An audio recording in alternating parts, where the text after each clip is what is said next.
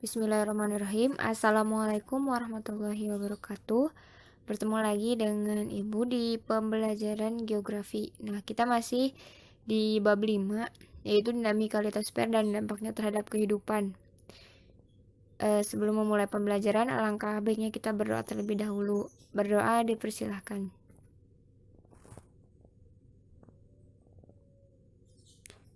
Berdoa untuk sekarang dapat diakhiri.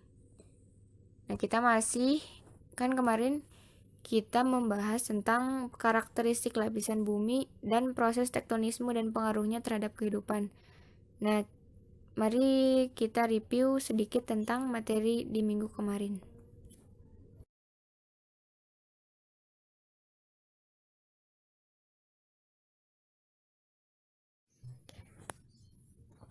Nah, kita review materi di minggu kemarin, yaitu tentang karakteristik lapisan bumi dan proses tektonisme dan pengaruhnya terhadap kehidupan. Jadi kemarin kita belajar tentang lapisan bumi, yaitu tentang litosfer. Litosfer itu merupakan lapisan bumi terluar. Tanah yang kita pijak, lautan yang kita lihat merupakan salah satu bagian dari litosfer, yaitu kerak benua dan kerak samudra. Jadi litosfer ini merupakan bagian terluar dari bumi. Nah, ketebalannya 0 sampai 70 km. Nah, kita review kembali, litosfer ini bisa disebut dengan lapisan silikat karena terdiri dari batu-batuan. Nah, litosfer merupakan lapisan terluar bumi mencangkup kerak bumi hingga mantel bagian atas. Nah, di sini terdapat kerak benua dan kerak samudra. Ada peristiwa tektonik dan vulkanik di lapisan ini. Nah, vulkanik itu seperti pegunungan. Kalau tektonik ini bisa horizontal maupun vertikal. Nah, ini akibat tumbukan lempeng dan pergerakan lainnya. Nah, struktur dan jenis batuan di lapisan litosfer ini terdiri dari 3, yaitu beku, sedimen, dan metamorf. Nah, lapisan bumi memiliki dominan batuan sedimen karena terbentuk dari akumulasi material hasil perombakan batuan yang sudah ada sebelumnya.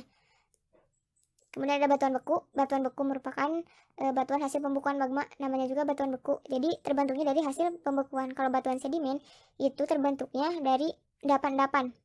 Kalau batuan metamorf atau malihan atau metamorfik merupakan batuan dari hasil tekanan yang tinggi. Nah, batuan beku ini memiliki berbagai jenis. Ada batuan beku dalam, batuan beku gang, dan batuan beku luar. Contoh manfaatnya ada di sini. Untuk lengkapnya ada di video yang kemarin, ya ini hanya mereview saja. Nah, ini ada contoh dari jenis batuan sedimen dan manfaat batuan sedimen. Batuan metamorf ada 3 jenis, yaitu ada kontak dinamo dan kontak pneumatolitis. Jadi banyak sekali jenis batuan di bumi ini yang sebenarnya sering kita lihat sehari-hari, misalkan dalam pembuatan keramik dan lain sebagainya. Nah, batuan ini terbentuk dari adanya siklus batuan. Nah, terbentuk awal dari magma. Jadi magma itu berada di dalam bumi, baik yang dangkal maupun yang di dalam. Nah, magma ini kemudian membeku dan terbentuklah batuan beku. Nah, siklusnya bisa dilihat di sini. Dari magma kemudian mengalami proses nomor 1, yaitu pendinginan, akan menjadi batuan beku dalam. Nah, kita lanjut ke tektonisme. Nah, tektonisme ini merupakan salah satu tenaga endogen. Nah, tenaga endogen itu apa? Tenaga endogen itu tenaga yang berasal dari dalam bumi, yang fungsinya untuk membentuk bumi. Jadi ada relief-relief bumi, atau ada bukit, lembah, daratan yang memiliki tinggi yang berbeda, itu karena ada tenaga endogen. Nah, tenaga endogen ini ada tektonisme, vulkanisme, sama seisme. Tektonisme yang ini. Nah, vulkanisme yang akan kita pelajari hari ini. Nah, kalau seisme itu gempa bumi. Nah, tektonisme ini terbagi menjadi 2, yaitu patahan dan lipatan. Patahan merupakan proses tektonisme yang terjadi akibat pengaruh tenaga dari arah horizontal maupun vertikal. Jadi atas bawah atau dari kanan ke kiri. Jadi horizontal maupun vertikal. Nah, kalau lipatan ini bentuk muka bumi yang terjadi akibat pergerakan lempeng yang berlawanan dari 2 arah. Nah, ini contoh dari lipatan. Ada lipatan tegak, lipatan miring. Nah, ini biasanya ada di soal-soal. Nah, di sini ada gambarnya, di LKS juga ada tentang tektonisme di halaman 12 dan 13. Nah, untuk jenisnya di LKS sepertinya belum lengkap. Jadi kalian bisa lihat atau bisa catat ya yang di sini. Kemudian ada jenis dari patahan. Yang pertama ada horse. Kalau yang ininya si batunya ada ke atas ini namanya horse ya. Kalau yang ke bawah ini namanya graben.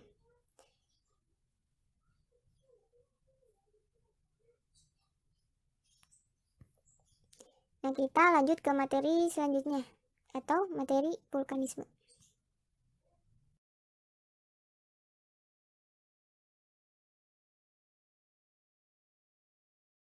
Setelah kita melihat video yang tadi, kita jadi tahu bahwa banyak istilah di dalam peristiwa vulkanisme atau Gunung Merapi. Tapi apa sih vulkanisme itu? Nah, vulkanisme merupakan peristiwa yang berhubungan dengan pembentukan gunung api, yaitu pergerakan magma dari dalam litosfer yang menyusup ke lapisan yang lebih atas atau sampai ke permukaan bumi.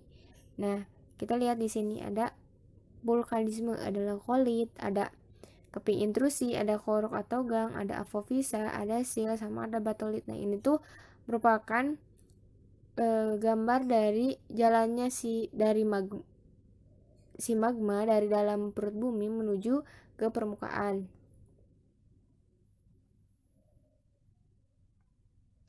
Nah, vulkanisme adalah peristiwa yang berhubungan dengan magma yang keluar mencapai permukaan bumi melalui retakan dalam kerak bumi. Peristiwa ini disebut dengan terusan kepunahan atau diatrema.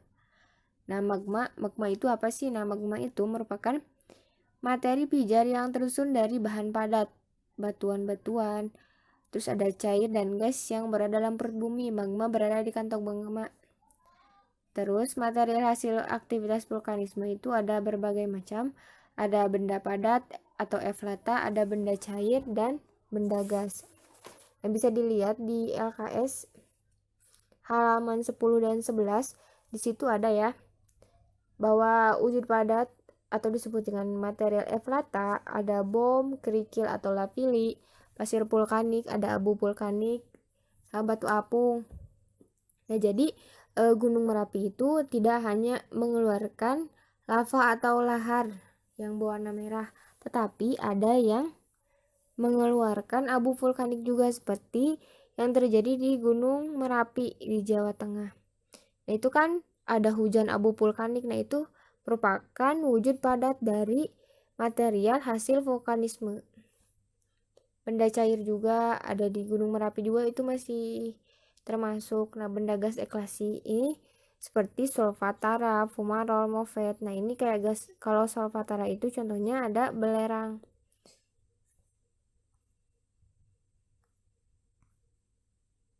Untuk lebih jelasnya bisa dibaca di LKS halaman 10 dan 11. Kemudian yang tadi ya, batolit, lakolit, itu merupakan peristiwa intrusi magma, ada di halaman 9 dan 10 di LKS. Kemudian ada erupsi atau ekstrusi magma. Nah, berdasarkan banyaknya celah pada permukaan bumi, waktu magma keluar, erupsi dibedakan menjadi dua macam, yaitu ada erupsi linear dan erupsi sentral. Nah, erupsi linear ini bisa dilihat di sini. Diamati gambarnya.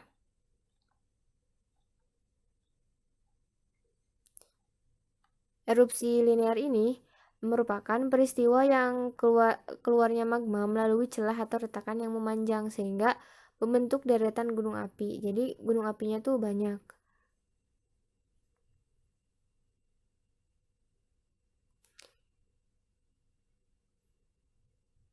Nah, bisa dilihat di sini kan, ini magma nih.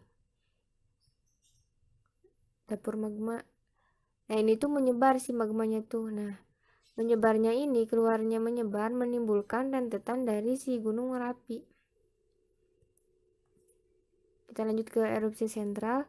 Erupsi ini semata-mata efusif, sebagian besar hasilnya lava, kemudian ada bersifat eksplosif, sebagian besarnya adalah embrio, kemudian ada erupsi campuran menghasilkan gunung Merapi strato atau gunung berapi berlapis.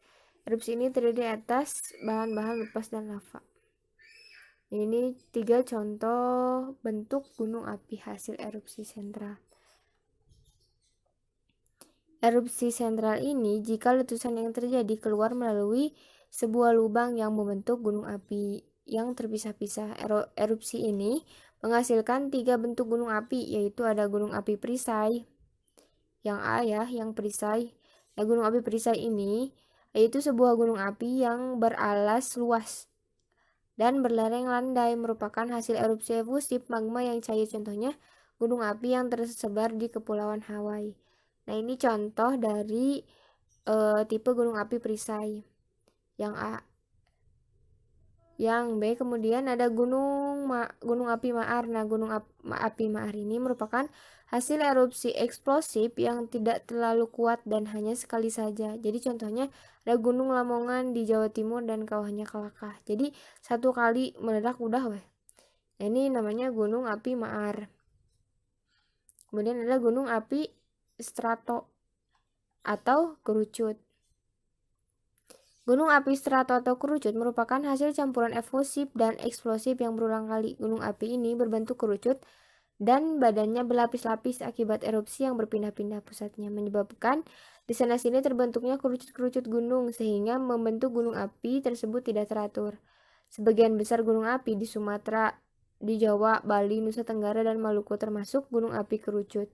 Misalnya Gunung Kerinci, Gunung Merapi, Gunung Ciremai, Gunung Semeru, Gunung Batur, Gunung Tangkuban Perahu, dan Gunung Fujiyama di Jepang. Nah, ini merupakan contoh-contoh dari gunung api strato atau gunung api yang berlapis.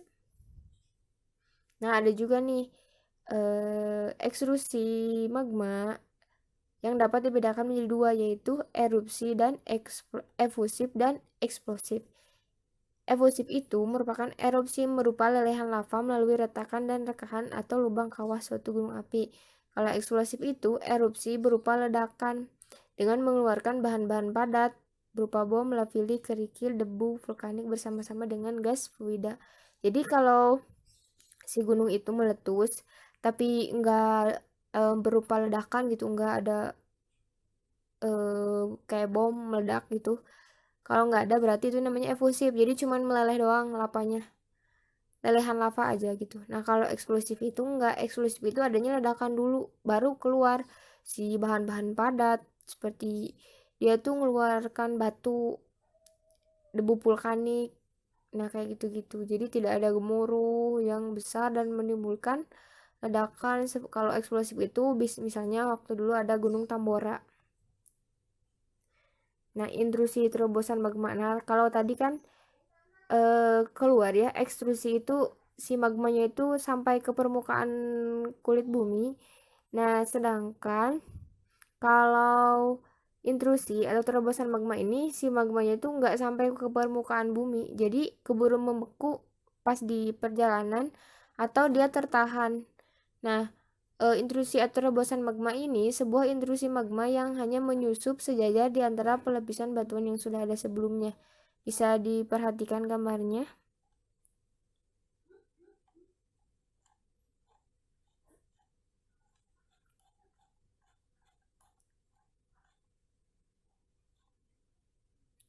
Nah, intrusi magma itu terobosan magma ke dalam lapisan litosfer, tetapi tidak sampai ke permukaan bumi. Nah, intrusi magma dapat dibedakan menjadi 4. Ada batolit, intrusi datar, lakolit, gang, diaterma.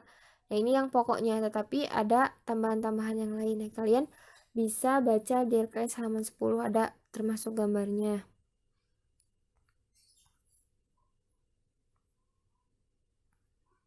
Ini juga ada referensinya sedikit. Ada keping intrusi atau sils, batolit, lakolit, apopisa, gang atau dike. Kemudian ada diatrema dan lakolit. Vakolit juga. Ini letak-letaknya. Nah, kita lanjut ke tipe letusan gunung api. Nah, gunung api itu meletus enggak hanya gitu-gitu aja, tetapi ada tipe-tipenya ternyata. Nah, tipe-tipe letusan gunung api ini bisa dibedakan berdasarkan bentuk dan lokasi pusat kegiatan. Ada letusan celah menghasilkan lelehan besar-besaran lava cair yang bersifat basal. Kemudian ada letusan pusat atau central eruption menghasilkan bahan lepas gunung api, piroklastik dan lava. Berdasarkan lokasi pusat kegiatannya menurut Ritman tahun 1962 terdapat beberapa tipe letusan. Ada letusan pusat yang berpusat di tengah-tengah dari gunung tersebut, kemudian ada leleran ke samping. Jadi pas gunung meletus, si lelerannya itu arahnya itu ke samping. Nah, kemudian ada korok melingkar di lapisan korok yang membentuk melingkar di gunung. Kemudian ada letusan di luar pusat. Jadi eh, letusannya di mana, gunungnya di mana gitu. Jadi dia tuh si magmanya tuh mengalir.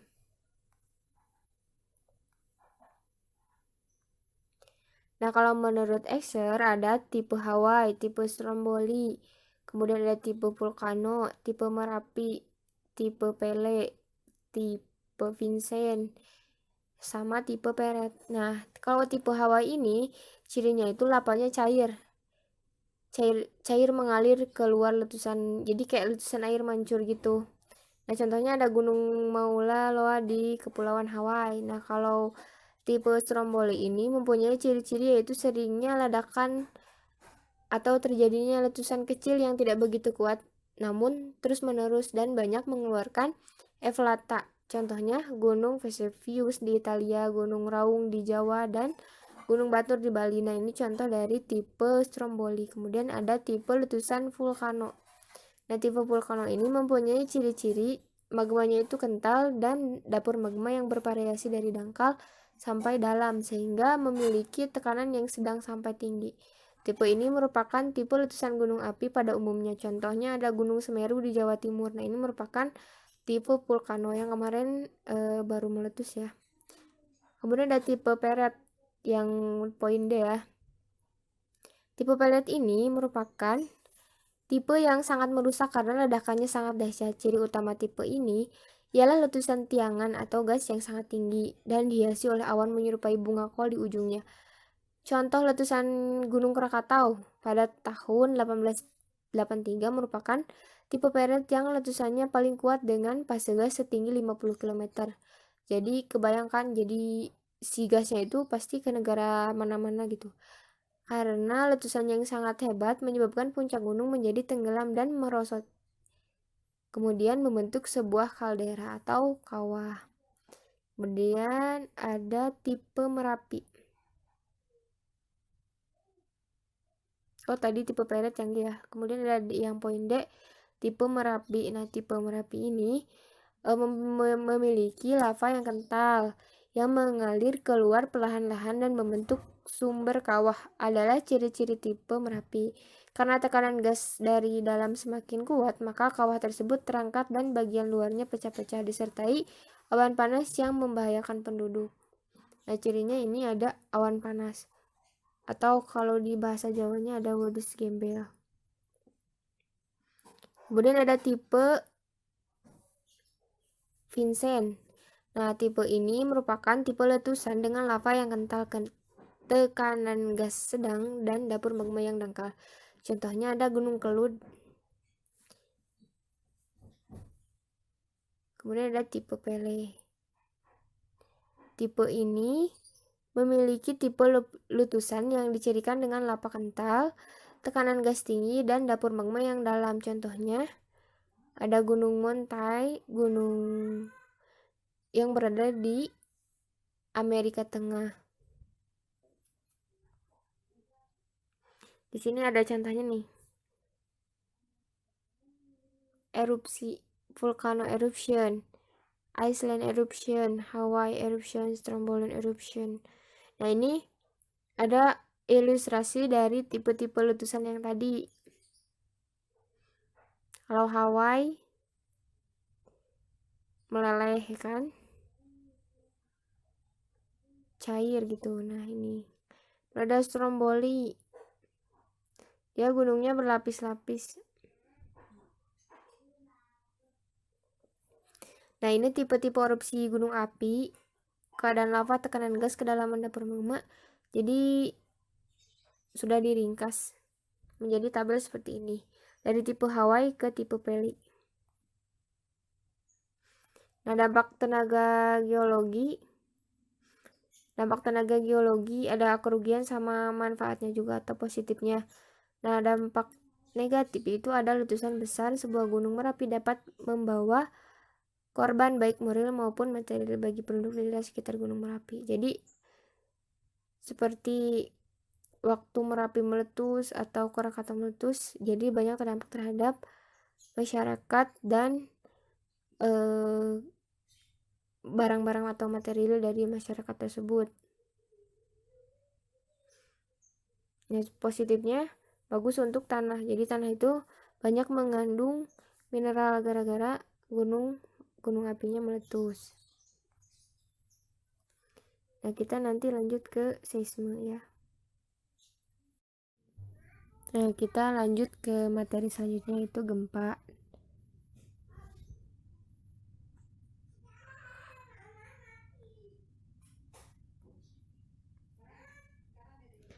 Gempa merupakan suatu getaran yang bersumber dari dalam bumi dan merambat ke permukaan. Nah, ilmu yang mempelajari gempa bumi dinamakan seismologi. Nah, kerusakan akibat gempa biasanya diikuti bencana sekunder seperti kebakaran, terputusnya aliran listrik, gelombang laut yang sangat dahsyat, atau tsunami. Gempa bumi berdasarkan penyebabnya ada gempa bumi vulkanik, gempa bumi tektonik, dan gempa bumi robohan. Jadi banyak banget kejadian gempa di Indonesia ya, hampir setiap hari ada gitu, baik yang kecil maupun yang luar biasa. Nah, seperti yang terjadi di Mamuju di Sulawesi. Nah, gempa bumi merupakan suatu getaran yang berasal dari dalam bumi yang merambat sampai ke permukaan bumi yang disebabkan oleh tenaga endogen.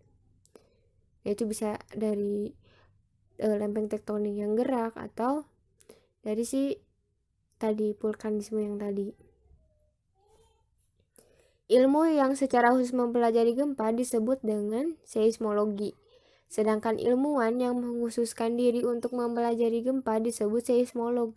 Alat yang digunakan untuk mengukur dan mencatat kekuatan getaran gempa disebut dengan seismograf atau seismometer. Jadi, dengan alat ini akan diketahui besarnya kekuatan getaran gempa dan lamanya gempa. Para pakar seismologi telah mengembangkan tata cara penggunaan informasi tentang gempa. Permukaan bumi terbentuk dari lapisan batuan paling luar yang disebut dengan kerak bumi. Kerak bumi yang pecah membentuk potongan-potongan besar yang saling berpapasan. Nah, potongan-potongan ini disebut dengan lempeng. Jadi kan kalau kita balik lagi ke materi yang waktu pernah dibahas tentang ada samudra dan ada benua. Nah, dulu tuh ada satu benua atau pulau yang gede banget namanya Pangea. Nah, Pangea itu kan kemudian pecah-pecah menjadi Gondwana dan Laurasia. Nah, kemudian menjadi benua-benua yang sekarang ada benua Asia dan lain sebagainya. Nah, ini tuh disebutnya lempeng. Nah, lempeng ini bergerak perlahan dengan saling bergesekan terus mendesak. Nah, lempeng ini mendesak bebatuan. Akibatnya tekanan bertambah besar. Jika tekanannya besar, maka bebatuan bawah tanah akan pecah dan terangkat. Pelepasan tekanan ini merambatkan getaran yang menyebabkan gempa bumi. Setiap tahun terjadi sekitar 11 juta gempa bumi dan 34.000 yang cukup kuat untuk kita rasakan. Jadi pasti kalian semua tuh pernah ngerasain gempa ya. Pasti nggak asing banget gitu kalau ngedengar gempa.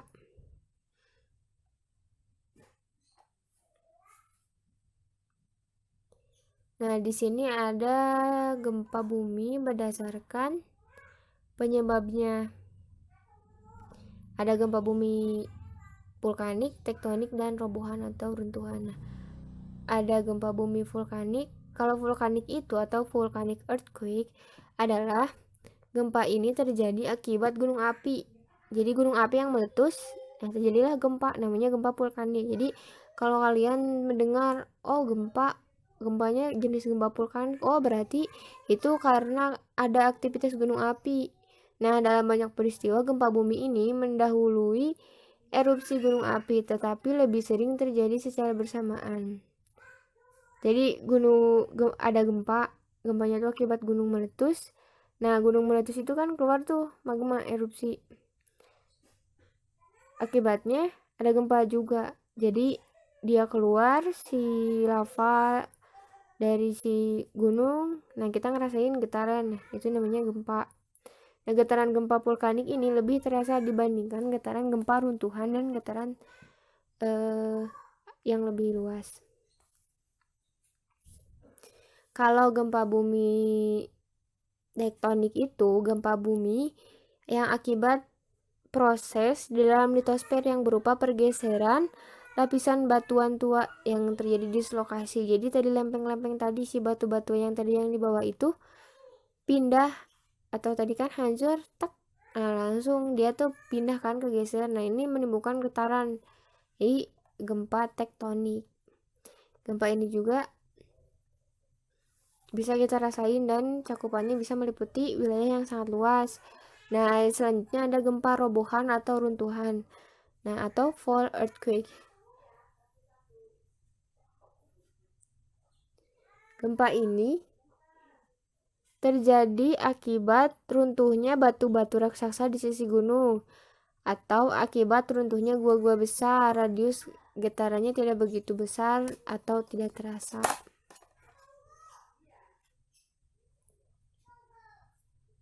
Itu berdasarkan penyebabnya. Gempa tumbukan yang tadi lempeng juga termasuk.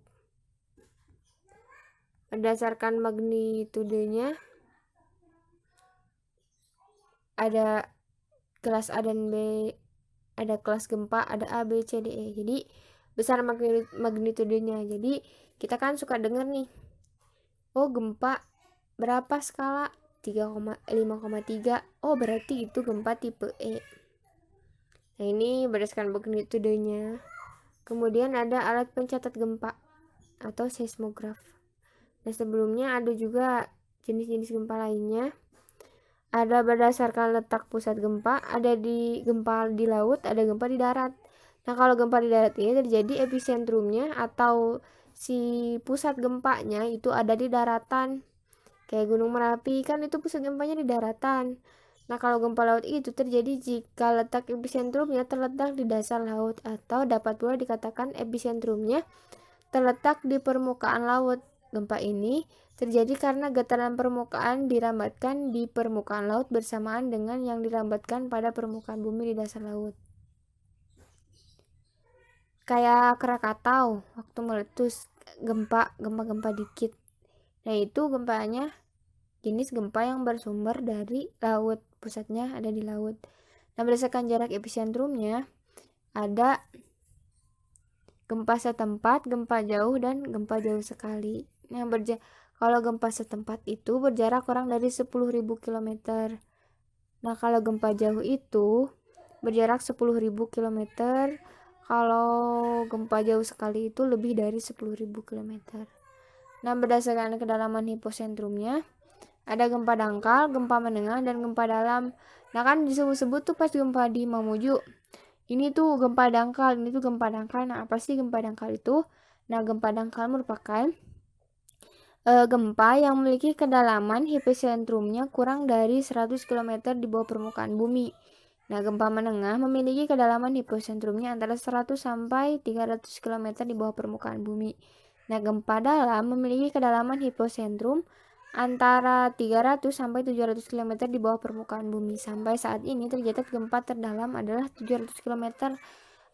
Bahaya nggak sih? Bahaya mana coba? Gempa dangkal, gempa menengah, sama gempa dalam. Nah jawabannya adalah gempa dangkal, karena kan semakin dangkal otomatis energi yang dikeluarkan semakin besar ke kita, kerasanya ke kita.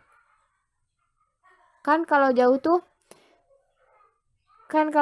kayak si energinya tuh habis di jalan ya. Nah kalau dangkal tuh kan cepet nyampainya ke kita karena deket, terus pasti pas ke kita nyampainya tuh kerasanya tuh gede gitu, terus menimbulkan banyak kerusakan. Terus ada gempa linier sama gempa sentral.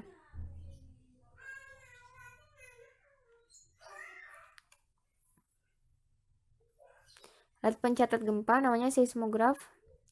Jadi kalau gempanya gede, otomatis si garisnya yang ini tuh, si garis yang ininya tuh gede. Nih, ada yang vertikal, atas bawah, atau horizontal, kiri kanan. Hasilnya berupa seismogram. Nah ini. Dampak gempa terhadap kehidupan banyak bangetnya. Besar kecilnya tingkat kerusakan gempa terkandung pada jenis gempa, besar kecilnya gempa, dan tempat pusat gempa, dasar laut atau darat.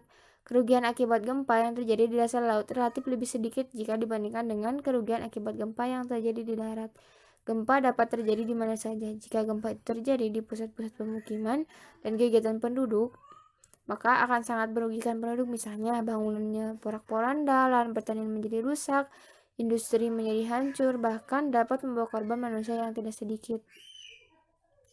Jadi banyak banget dampak gempa gitu bagi kehidupan. Nah, di sini ada seisme. Seisme itu gempa ya, ada di LKS halaman 14 dan 15.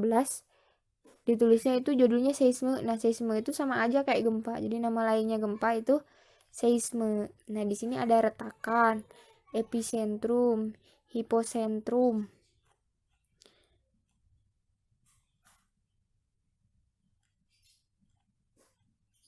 Sama ada gelombang seismik. Nah, jadi apa sih, dari tadi ngomongin hipocentrum, epicentrum tapi nggak dijelasin. Nah, jadi hipocentrum itu merupakan titik pusat terjadinya gempa yang terletak di lapisan bumi bagian dalam. Nih, hipo di dalam. Sumber gempanya tuh di sini.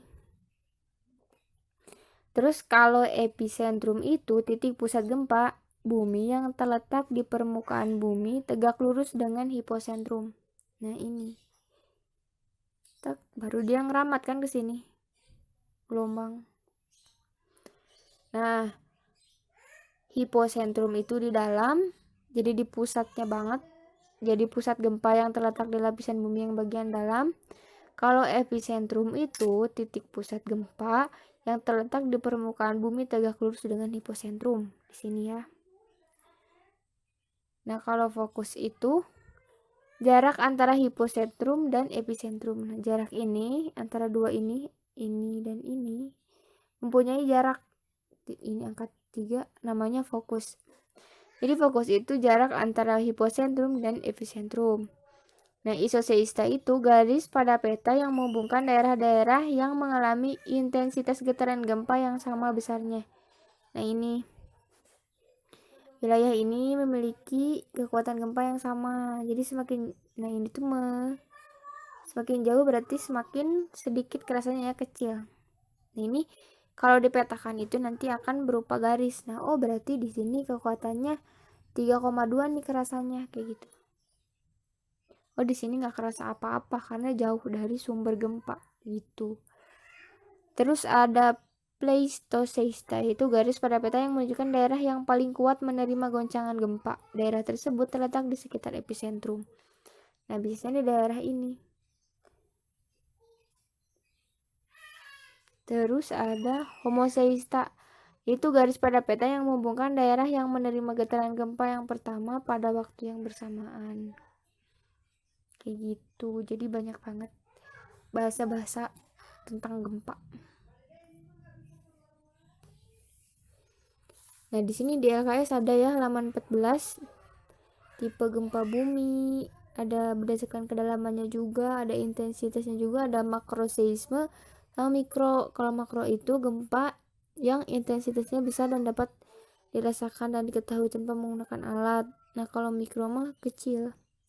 Kekuatan gempa itu bisa diketahui dengan beberapa metode, yaitu ada metode Omori dengan skala Omori, ada skala Mercalli, dan skala Richter.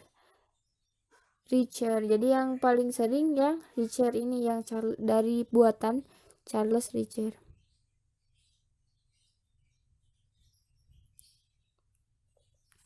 Kalau ada gempa, ini tindakan yang harus dilakukan pada saat gempa.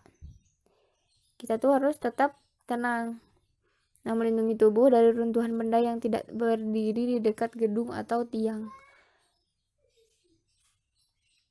Terus, jika berada dalam gedung, segera mencari perlindungan dengan bersembunyi di bawah meja yang kokoh. Kemudian, jika berada di daerah pesisir, segera menjauh dari pantai menuju dataran yang lebih tinggi. Jadi, kalau ada gempa, lindungi kepala. Kalau dalam ruangan bisa masuk di kolong meja yang kuat atau di bawah benda-benda yang kokoh. Lindungi kepala kita pakai tas atau pakai apa. Terus jauhi kaca-kaca, jadi bisa berpotensi pecah, apalagi nggak ada kayak si besi tralisnya gitu, itu bahaya banget. Terus buru-buru kalau bisa lari ke ruang terbuka yang nggak memungkinkan dia tuh tanahnya retak atau ada jalur evakuasi. Kan pernah lihat kalian evakuasi yang ada panah-panahnya gitu. Nah, harusnya tuh dilatih untuk berlari ke sana gitu biar pas ada gempa nggak panik gitu. Terus si tempat evakuasinya itu jauh dari bangunan, terus nggak berpotensi pohon rubuh di situ gitu kan, jadi harus aman banget. Nah kayak gitu. Jadi dengan mempelajari tenaga endogen, yaitu ada tektonisme, vulkanisme, sama gempa bumi ini, kita nambah ilmu tentang fenomena-fenomena yang sekarang terjadi. Gempa bumi memuju, gunung Semeru meletus, gunung Merapi meletus. Nah kita bisa tahu, oh berarti jenis dari Merapi itu strato. Wah kenapa nih bisa strato, nah lavanya gimana nih karakteristiknya. Nah kita bisa tahu kayak gitu. Kalau ada yang mau ditanyain bisa di grup atau di Google Classroom. Untuk materi kemarin juga ada batuan, oh keramik kita ternyata dari jenis batuan nih, kayak gitu. Terus batu akik juga kan termasuk jenis dari batuan.